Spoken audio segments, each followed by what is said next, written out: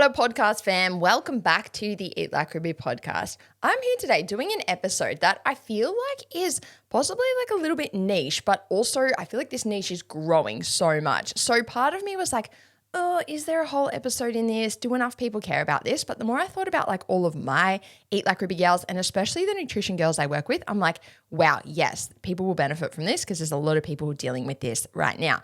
What I want to talk about today is juggling training when you have performance goals. So if you're training for things like marathons, Hyrox, gym comps, I'd say this is more for like the runners and people who have goals that are outside of the gym. Maybe even if you have like sporting goals, but the most common thing I see is runners/triathletes who have those goals, obviously performance-based goals where a lot of your training is running, swimming, bike riding, playing a sport, etc. But then you also maybe have some gym goals or maybe even just know like you should be doing some gym training for strength to carry over to your sport. Maybe you have aesthetic goals, maybe you don't. But you can just be left in this position where you're wondering like, well, if I have all this training that I need to do for my actual sport, but I should be doing some gym training as well, how the hell do I juggle all this? How do I fit it all in? There can be lots of questions and lots of confusion. And in the last couple of weeks or possibly even months, we've dabbled in different convos like how to juggle fat loss and performance goals.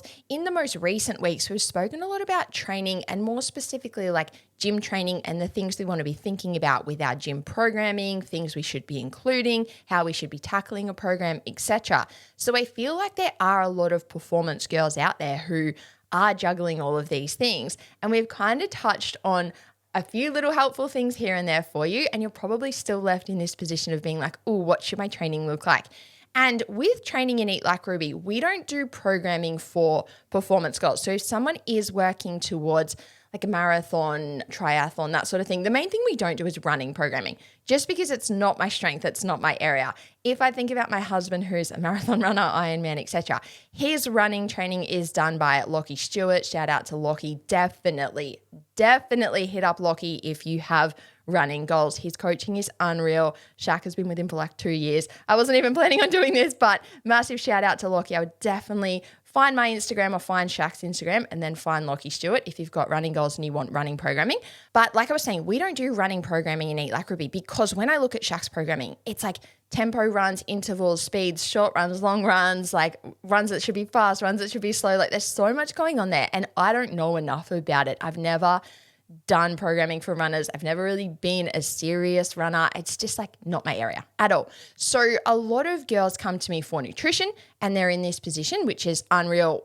I can program nutrition for you guys all day. That is my absolute bread and butter. But I also have a handful of training clients who do their gym stuff with us and then they have their running training separate. So that's really cool as well. I love doing that. And I guess that's predominantly what I'm going to speak to today. Like, what am I thinking about for those girls? Because if someone comes to me and says, okay, cool, well, I'm running 3 or 4 times a week, and then maybe they are playing another sport, or if we're looking at triathlon, they're riding and swimming as well. It's like, okay, cool, I've got maybe 2, maybe 3, maybe 4, that's what we're going to get into, but maybe that many days to get into the gym. What should I be thinking about to carry over to my sport? Do I have other goals alongside that sport? How do I make them work in the gym? If I can only go a small amount of times, how do I get the most out of that? What should I be doing? A lot of questions there. So this is something that we do in Eat Like Ruby for girls in this position. And I just thought it'd be really cool because those events are getting so much more popular. And I think especially coming into 2026, this is a really cool time to look at this stuff if you do have those goals for next year. I think that's been one of the most common things with girls that I've spoken to recently in nutrition and training consults, just being like, okay, cool, what are we working towards? And you kind of see people who have never dabbled in those things kind of like loosely being like, it's like they're almost nervous to say it out loud. I'm like, what are you thinking for 2026? And they're like, I was maybe like kind of thinking Hyrox or maybe starting with like a 10K. Anytime someone says to me, I'm thinking of a 10K, I'm like, and so then eventually half mara. And they're like, yeah. So that's really cool. If you're in this position where you're seeing all of these events and all these things and you're low key thinking like, oh, I might dabble in these, this episode could be really helpful just to start to get the wheels turning about, okay, cool, well, how would all that look? And side note, if you're someone who has no interest in these events, Some of the stuff we talk about today will still apply to you, and I'm going to go into a few episodes in the next few weeks and months, just going into different goals that people might have for 2026 and the best way I would approach those. So if you're sitting there thinking, I'm more of a gym gal, I'm not dabbling in all these things, I just want to set up my gym training. First of all, make sure you've listened to like the last 3 or 4 episodes. They're all about training.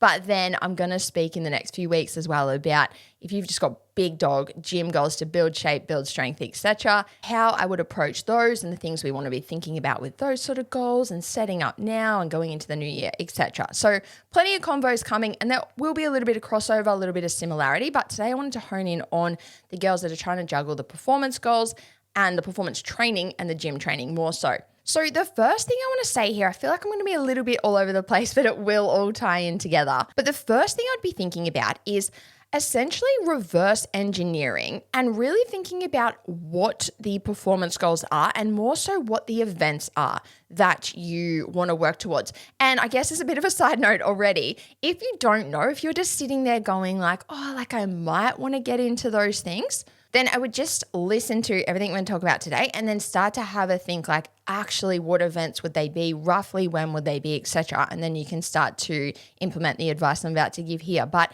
if you do have a little bit of an idea, even if you're not fully committed, but you're just thinking like, I'm like possibly thinking about like Brisbane Hyrox in April or GC Marathon or half marathon in July, that usually is. If you're just low key kind of thinking about those things, that's perfect. That's that's enough to start formulating your plan, because if you have a bit of an idea about what it is you want to work towards and when, you can reverse engineer and have a little think about A, what position you're in right now in relation to that thing, and then B, how much time do you have? And the reason those things are important is because if you think about that first point, where are you in relation to that goal? Let's say, for example, your goal is to do the GC half marathon in July next year. If you're already a runner and you can run that half marathon distance, you're going to be obviously approaching this a little bit differently compared to someone who's like, I can't run at all right now, but that's my goal. Like, you're both working towards that goal, but you're both in a very different starting position. So it's just important to have a little think about the goal that you're going for. Where are you in relation to that goal? Because the next thing you would be thinking about there is, well, what would my training going into that specific event look like? Because again, we'll keep using that example of the GC half marathon because it's just like a good sort of pivotal point in the year. Middle of the year, usually around July. If that's something you're working towards, you're probably going to have a really on point running program in place for, let's say, like the 4 months before it, give or take. And then obviously if you're someone who's not even a runner at all right now, you're probably going to have a longer running program in place that's building up to that 21 distance and even just building up to that 4-month program before it. And so really we're looking at how far away is it?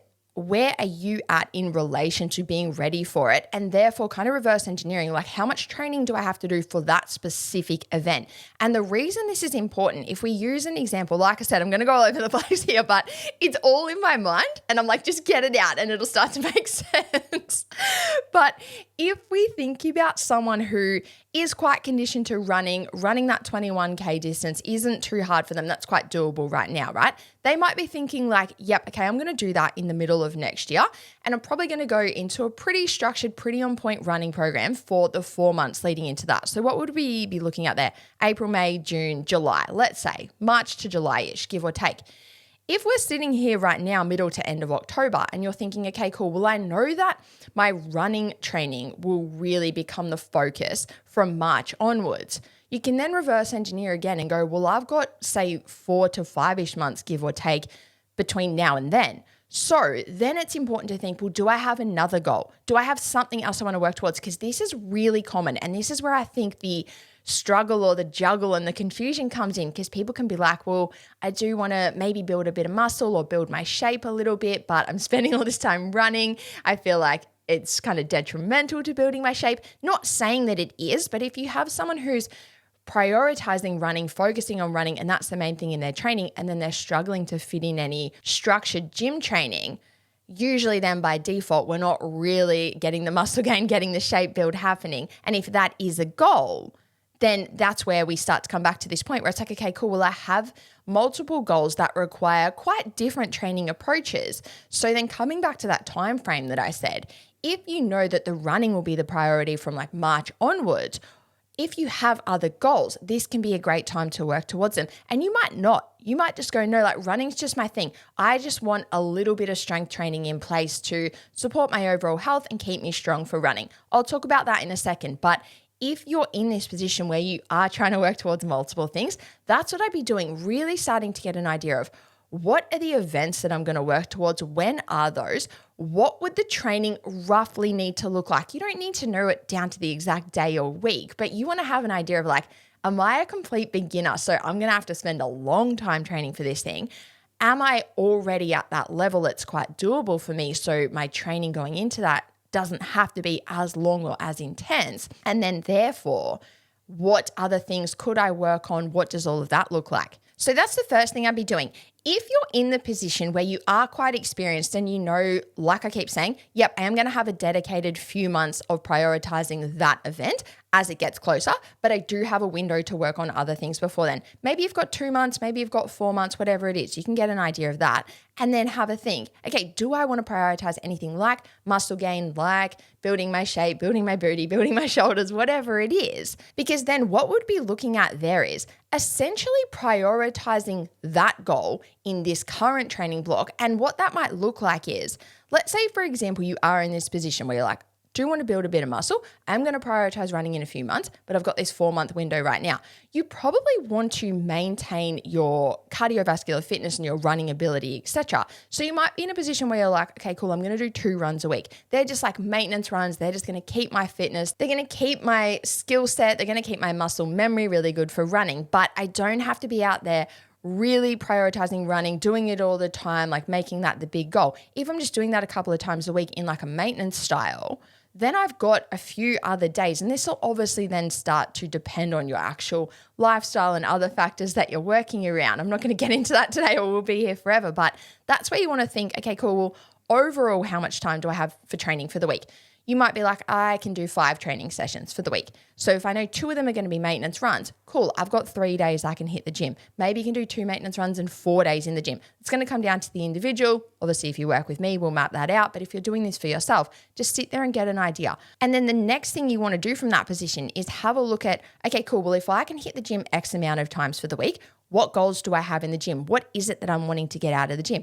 If I do want to build shape or build muscle and especially build a certain body part, how do I then structure my training? And this is where we start to think about the convo that we had on Monday, I think, whenever our last episode was, where we spoke about the main things that we want to factor into our training. This is where all of that starts to carry over here, because if you've got 3 or 4 days that you can hit the gym, I personally think, personally, this is just my very strong opinion, I think those 6 key movements that we spoke about in that last episode, everyone should be fitting into their training, unless there's a reason not to. Unless you've got injury or you've got something going on where you actually can't do one of those movement patterns.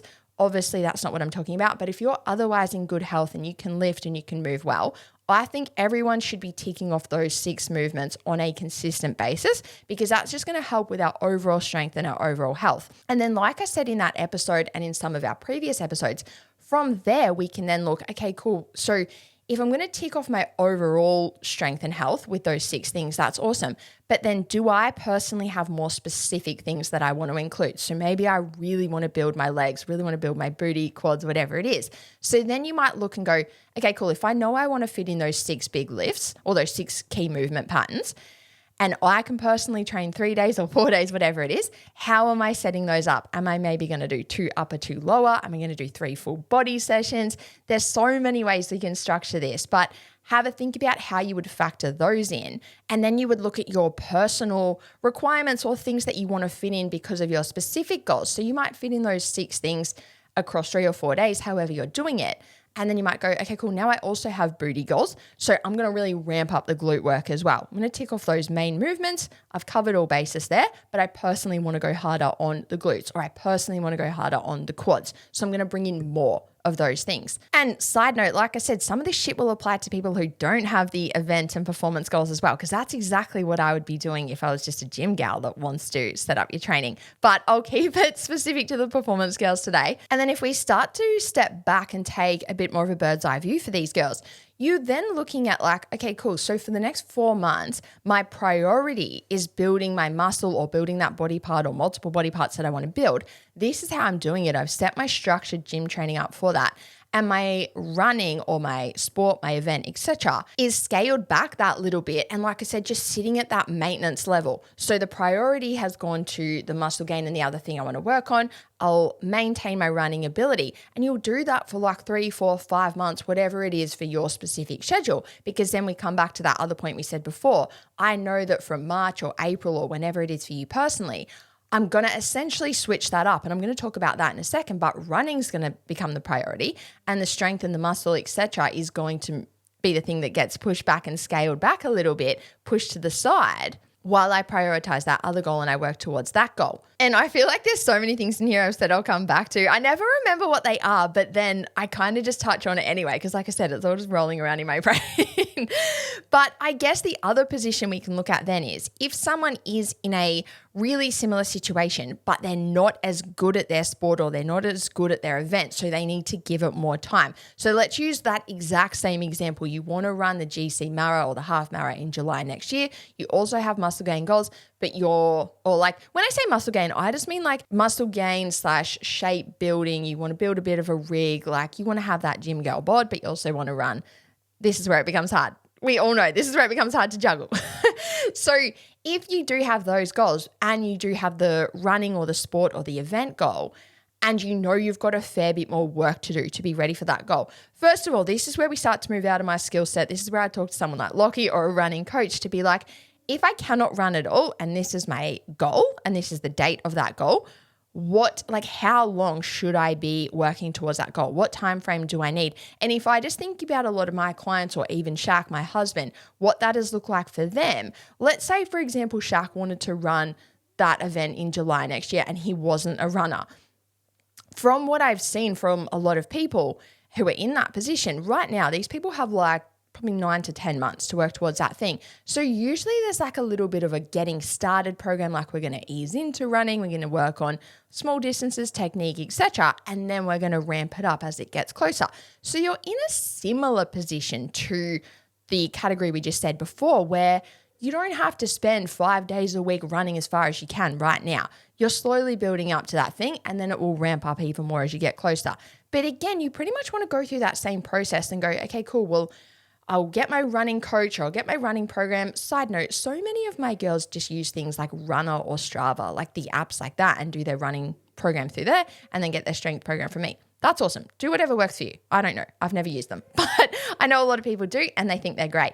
So I would get an idea of that. Okay, cool. If I do have a performance goal or event or something I'm working towards, where am I personally at? And what is the training going to have to look like to get me from where I am now to doing that event when it's scheduled? And then once you've got an idea of what your running program needs to look like, you might be in a similar position to the people we just said. It might literally start you off with 2 runs. Even though you're not at that quote maintenance level, you're in that like getting started, easing in level. They're probably not going to hit you with 5 crazy runs a week in the first week. So get an idea of what that program looks like and then come across and go, okay, cool. If the event is 9 months away, I know, again, my training is going to ramp up when I'm 4 to 5 months out from that. Reverse engineer a bit more. I've got 4 months right now where I can still work on other things while I start to build up that running. And essentially then you're in that exact same position as what we just said. Have a think about then how many times you can personally hit the gym. What is it that you want to get out of the gym? Is there certain things that you want to work on? Tick off the big key movements, make sure you tick off the fundamentals, and then do you personally factor in any other things to work on specific goals for you personally? And so I guess it's worth mentioning here, I probably should have mentioned it at the start, but it makes a bit more sense now, I think. If we do have multiple things we want to work towards, like events and performance goals, but then also something like muscle gain, this is really similar to like what we spoke about with the fat loss convo when people are trying to juggle fat loss and performance goals. It doesn't work very well to do both because usually what happens, we always say this is like chasing 2 rabbits. You're not going to catch either. If you can focus on one, you're going to have a way better chance. So it's a similar thing here where if we work towards 2 things at the same time and they're a little bit conflicting, neither of them get optimized. And if we use this example right here, if somebody wants to work towards muscle gain and they're close to an event and they need to do a lot of running or riding or whatever their event is, First of all, for most people, you've got jobs, you might have kids, you might have study, you might have all these other things. So it's actually just like only so much time you can spend training, right? But then secondly, that's going to look different for everyone. But regardless of what position you're in with that, if we think about somebody who's, let's say, going to the gym with the goal of wanting to really send it, heavy lifts, big structured program, get after the muscle gain, if we're doing that well, we want to hit those sessions hard and then we want to go into recovery mode and we actually want to let those muscles recover for a while. If we think about how muscle growth occurs, it occurs through the breakdown of the muscle fiber in the training and then the repair and the rebuild of the muscle when we're outside of training.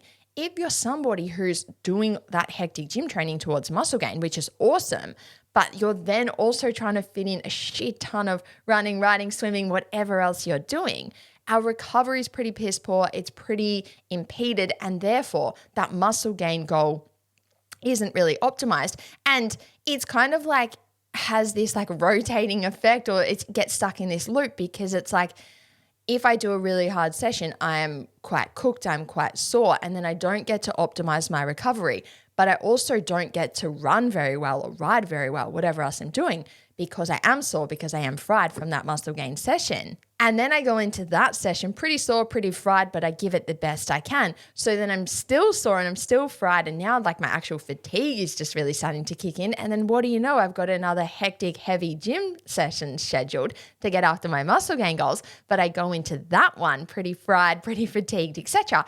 And then we get stuck in this loop where it's like I said, nothing is really optimized. We're not lifting weights super well because we're tired from all of our running stuff. We're not running very well because we're tired from lifting our weights. We're not recovering from any of it well. And then if we think about the fact that muscle gain requires that recovery process, like I just said, but also if we think about any style of training, if we are running or riding or doing anything like that because we want to get better at that thing, again, we want to be able to go out there and do it really well. We then want to come back and let the body rest and recover so it can go through the adaptation process. If you don't understand that, definitely listen to the last 3 or 4 podcasts. But that is the point of training. The point of training is pushing the body gradually to edges that it's never been to before. We do this in the gym where we push like a little bit heavier weight, few extra reps, etc. But then we also do it with any other training, running, sport, riding, anything at all. You have your level that you're at, you have the things that you can do now, and then you give a little nudge to that next level, right? That is the point of training. So first of all, if we're super fried, if we're super fatigued, we can't do that well. But then the other side of that coin is like the recovery process is where we're going through that recovery and we're getting to the point where the body gets conditioned to do it better. Like that's the adaptation process that we speak about. So if we come back to someone who's trying to do too many things at once, nothing is optimized with the actual training because we're tired from the other training. And then when we do that training, we're tired from the other training. But then the recovery is exactly the same. So the training isn't optimized and the recovery isn't optimized. And then we can get left in a position, it's almost exactly like what we spoke about with the people juggling the fat loss and the performance goals. You're in this position where you're like, shit, I'm trying hard. Like I'm doing a lot. I'm going to the gym all the time. I'm running all the time. I'm doing all this shit all the time, but none of it's really progressing. Same thing with the fat loss and performance goals. If someone's like eating a lot to fuel their training, but then having days where they eat sweet F4 to try and achieve fat loss, it's like we're not doing anything well enough, consistently enough to get the benefit from it, but we are doing a lot. So you really want to clock that and go, okay, cool.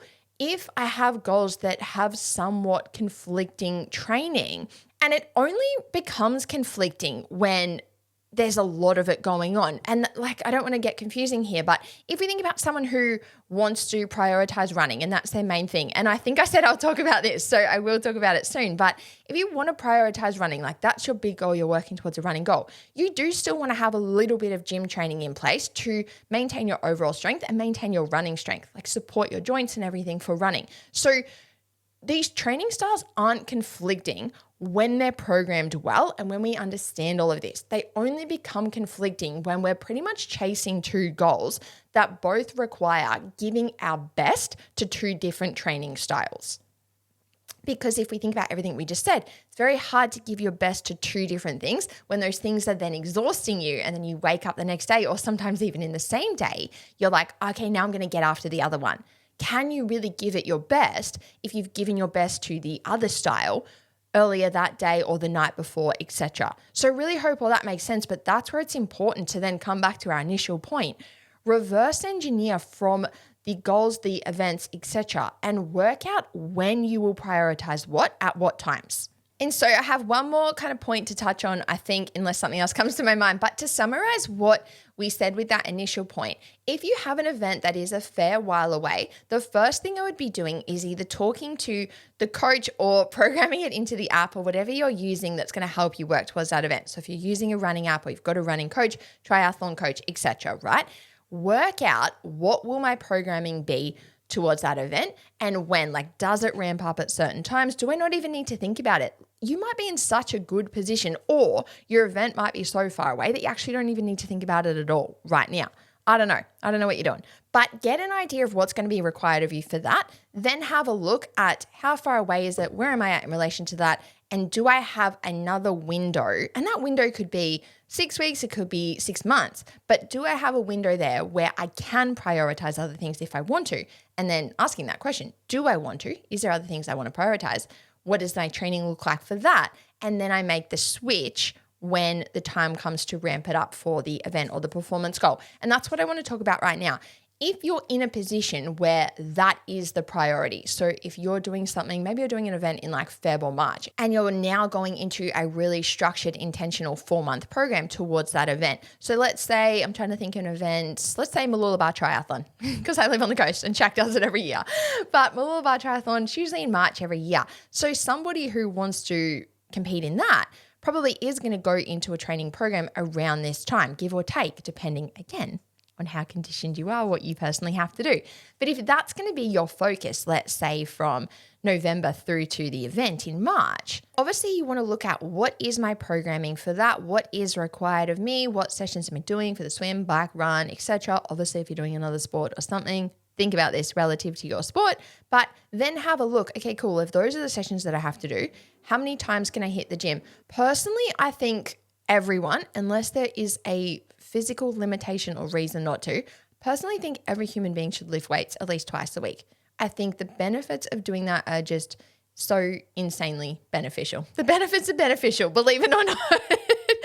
But I am the biggest advocate of that. So I think regardless of the goal or wherever you're at, even if performance sheet isn't relative to you at all, I think every single human being should lift weights twice a week. So if you're in that position where you are going hard on another training style towards an event, I think ideally if you can lift weights twice a week, that's awesome. I don't think if you're doing something like a triathlon where you are fitting in swim, bikes, runs, etc., I don't think you should be doing gym training much more than twice a week. That's going to be a little bit dependent on the individual. Maybe you've got things you need to work on in the gym to support that training, etc. But I don't think you should be fitting in. Sometimes I see people who are doing things like that and they're trying to fit in like a 5-day bro split, which is like 2 legs, a back day, a chest day, a shoulder day, etc.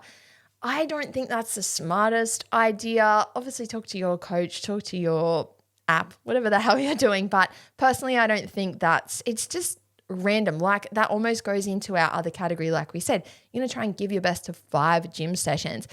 Either you're trying to give your best to those 5 bodybuilder style gym sessions, which is then going to give us that issue. Like we said before, if you're giving your best to those 5, then you're trying to do swim, bike, run for a triathlon. How are you really going to be able to give your best to that? And then secondly, if you're doing that type of training thinking, oh, this will support my triathlon training, a bodybuilder bro split, probably not the best thing to support triathlon training. So a little bit of a side note, but I think important to just think, okay, cool, how many times can I get into the gym?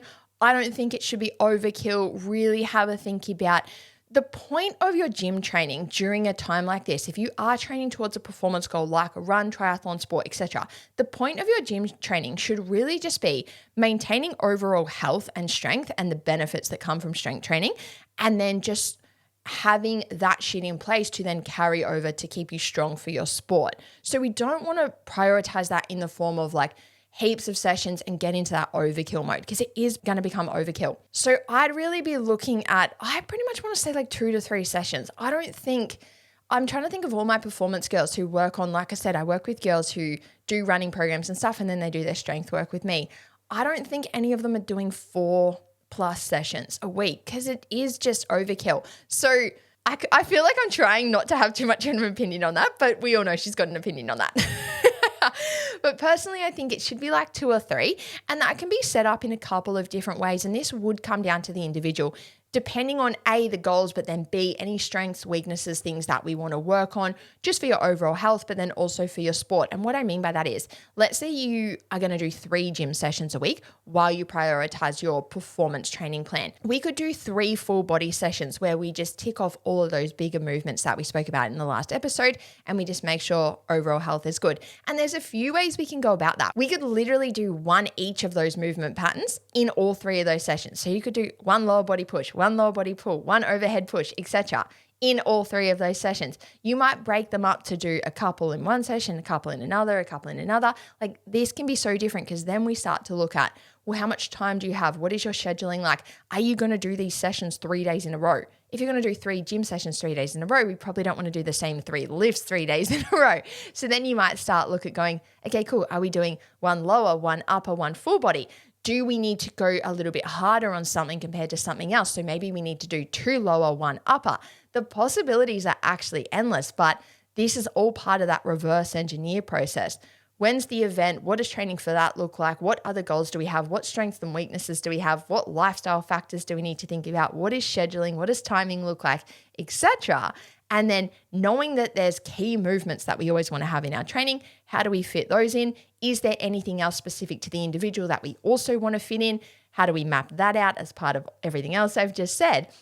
And that's really what I would be thinking about. So I feel like I've probably given people too much information and made it even more confusing. So I'll try and simplify it right now to wrap up the episode. If your event is a while away and you know that your training for that event is quite low key at the moment and you can focus more time and more energy on your gym training, I would then think, do I have other goals and things I want to get out of my training, like muscle gain, building a certain body part, etc. Work out how many gym sessions you're going to do every week. Factor in the non-negotiable lifts, in my opinion, then tweak that programming further to work on the specific things that you want to work on.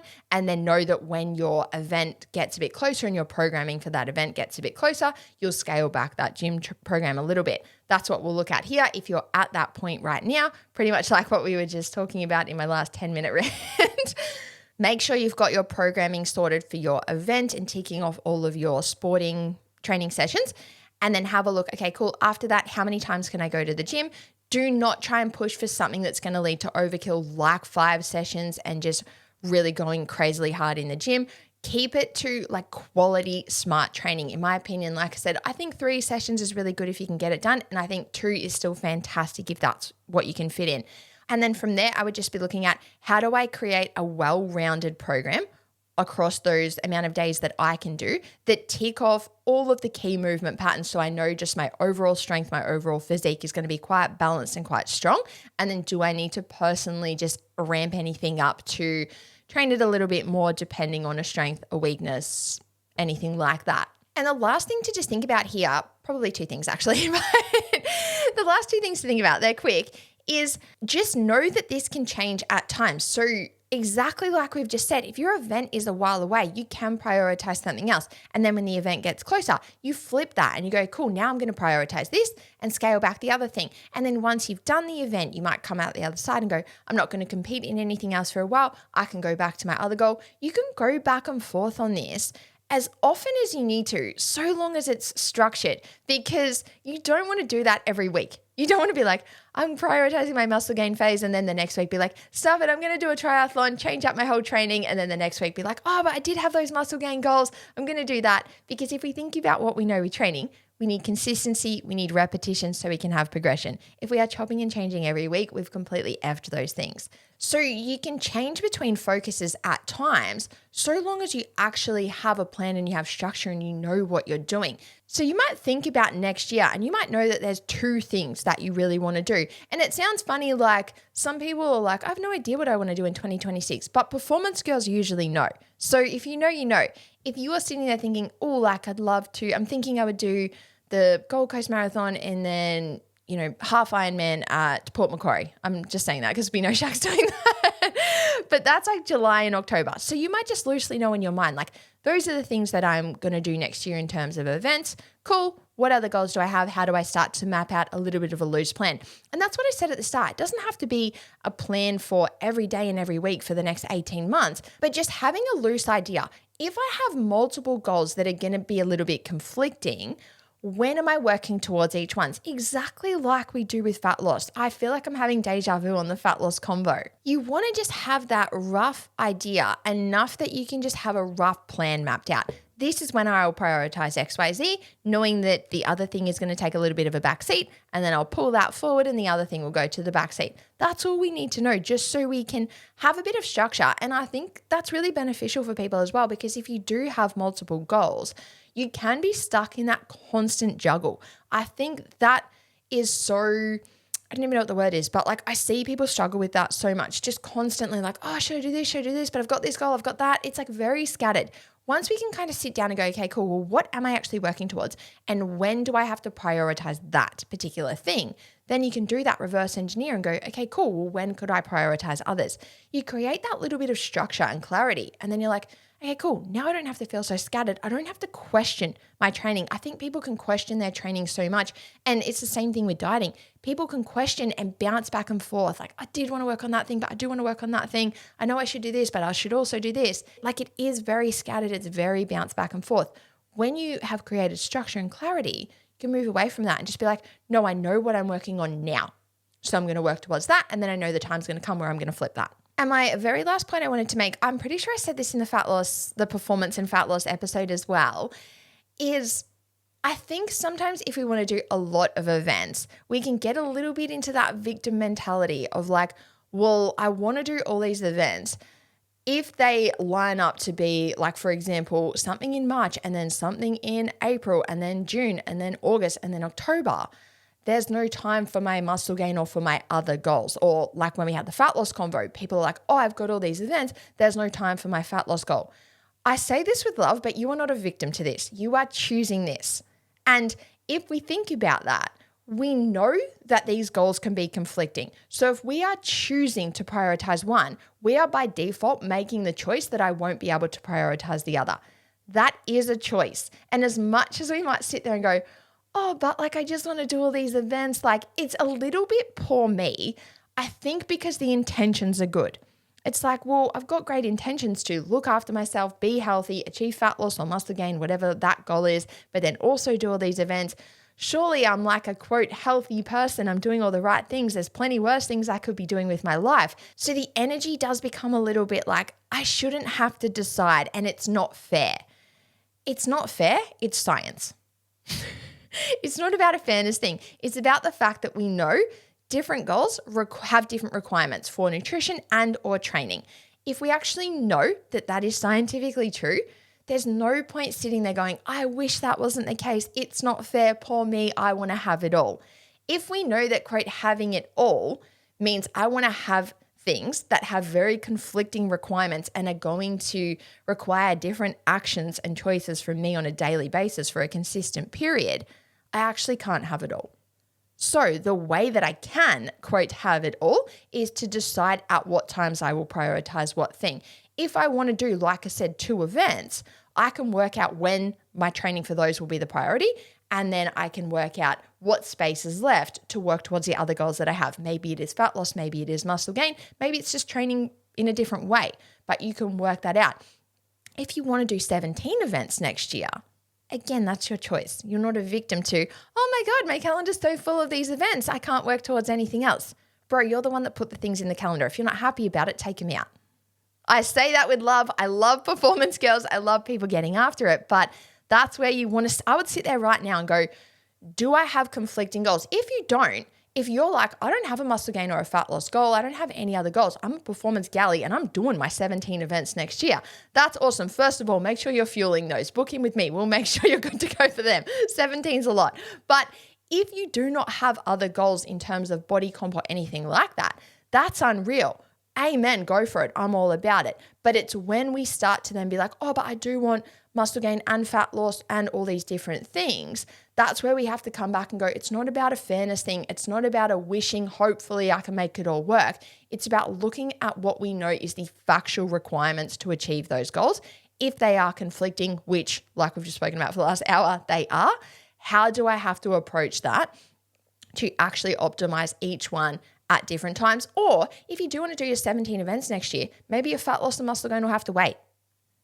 And again, you're not a victim to that because you are choosing to do the event. So we can choose at any time how much of this shit we want to do, how much we want to scale back, when we want to prioritize different things.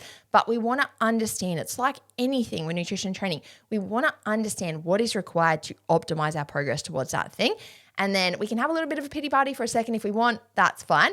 But then you want to pretty quickly move away from that pity party energy and just go, okay, cool. Well, if I know that that's the facts, how do I set up the best plan to work with those facts? That is all from me today, guys. So I will be back in, a few days, week, whenever our next episode is. And like I said, I've got a fair bit more training chat, but then also just like setting up New Year goals. Like if you do have performance goals or fat loss, muscle gain, anything at all, I think pretty much like what we just spoke about for the performance girls, there's things that the muscle gain or the body comp fat loss girls can go through as well to work out when am I working on specific goals, specific phases at different times. So plenty more to come over the next few weeks and months, but thank you so much for listening as always.